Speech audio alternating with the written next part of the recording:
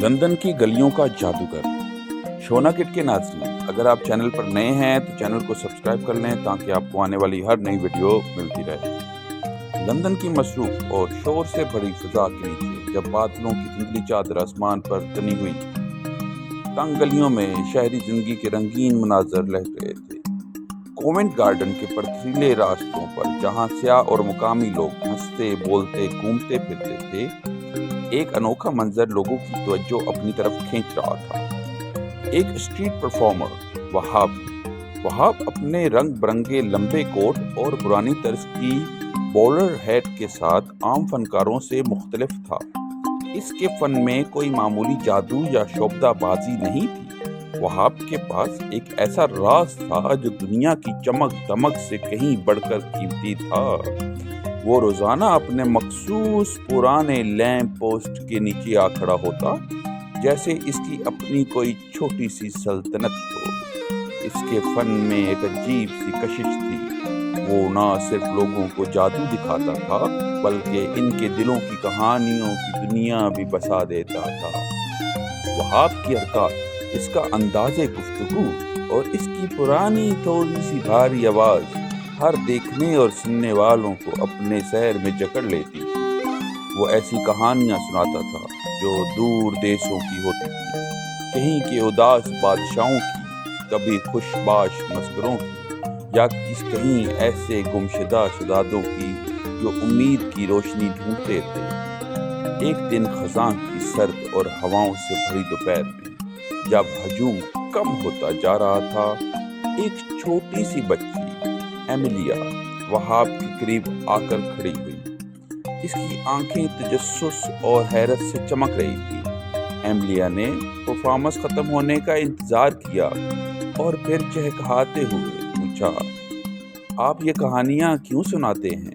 وہاب نے مسکرا کر اپنی ٹوپی سیدھی کی اور اس کی طرف نرمی سے دیکھا۔ کچھ دیر خاموش رہ کر وہ بولا، کیونکہ ہر سنائی جانے والی کہانی ایک سچائی چھوڑ جاتی ہے جو بس سننے والوں کو ڈھونڈتی ہے۔ اس دن کے بعد ایملیا تقریباً روز آتی۔ وہ وہاب کی کہانیوں میں گم ہو جاتی۔ اس کہانی کے ذریعے ایملیا نے جانا کہ کہانیاں محض تفریح کا ذریعہ نہیں ہوتی، یہ تو زخمی دلوں کا مرہم، بچھڑے انسانوں کا پل اور بے رنگ دنیا میں امید کی روشنی ہوتی ہے۔ ایک دن جب بھیڑ کچھ زیادہ تھی اور کوونٹ گارڈن کا علاقہ جگمگا رہا تھا، وہاب نے اپنی پرانی جیب سے ایک ننھا سا خوبصورت صندوقچہ نکالا۔ اس پر عجیب و غریب نقش و نگار بنے ہوئے تھے، جیسے کسی اور دنیا کی علامتیں ہوں۔ لوگ دم سادے دیکھتے رہے۔ کسی نے بلند آواز میں پوچھا، اس میں کیا ہے؟ وہاب نے شرارتی مسکراہٹ کے ساتھ کہا، یہ ان کہانیوں کا خزانہ ہے جو ابھی سنائی نہیں گئی، جو کسی کے انتظار میں ہیں کہ کوئی انہیں سن کر زندہ کر دے۔ ایملیا نے اس دن جان لیا کہ اصل جادو کسی چال یا جادوئی سامان میں نہیں، اصل جادو کہانیوں میں تھا۔ کہانیاں جو انسانوں کو جوڑتی ہیں، دلوں میں امید جگاتی ہیں اور ان کو دنیا کے چھپے رنگ دکھاتی ہیں۔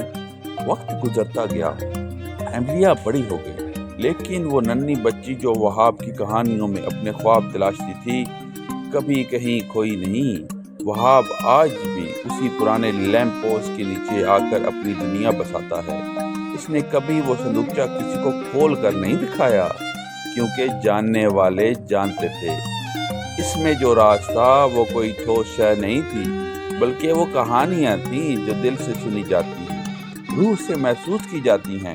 وہاب کی کہانیاں آج بھی لندن کی مصروف گلیوں میں سرگوشیاں کرتی ہیں۔ جو کبھی کوئی تھکا ماندہ دل کے بے کسی چینی میں بھٹکتا ہوا تو وہ کہانیاں اسے راستہ دکھا دیتی ہیں کہ حقیقت ہمیشہ آنکھوں سے نہیں، دل سے دیکھی جاتی ہے۔